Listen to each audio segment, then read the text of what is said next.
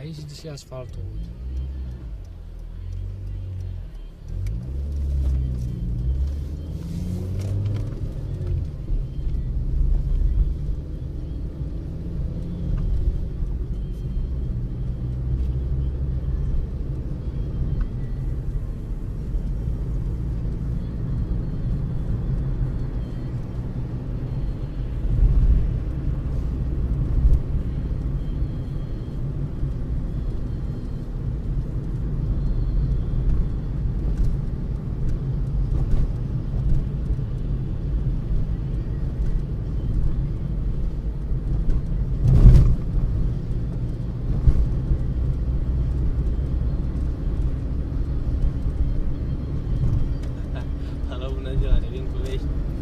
Am trecut la seminar și toate porțile și ușile sunt închise bine. De fapt, ușile nu porțile.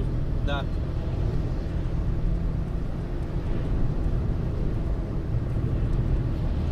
Ok, deci la gară sus, da? Ok, ok. Da, da, da, și mai bine. Ok, dar spuneți-mi, vă rog, numele dumneavoastră, dacă știu cum se spun sau Ușanu, nu? Ok, ok. Deci ești la gară, ok. Cu mare plăcere. Da?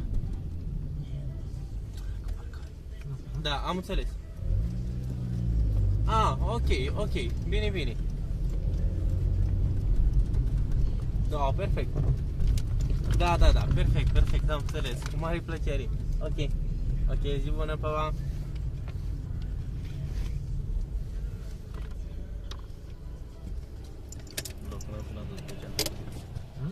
Noroc că n-am sunat-o după ce am trecut de gară. Centru de permanență.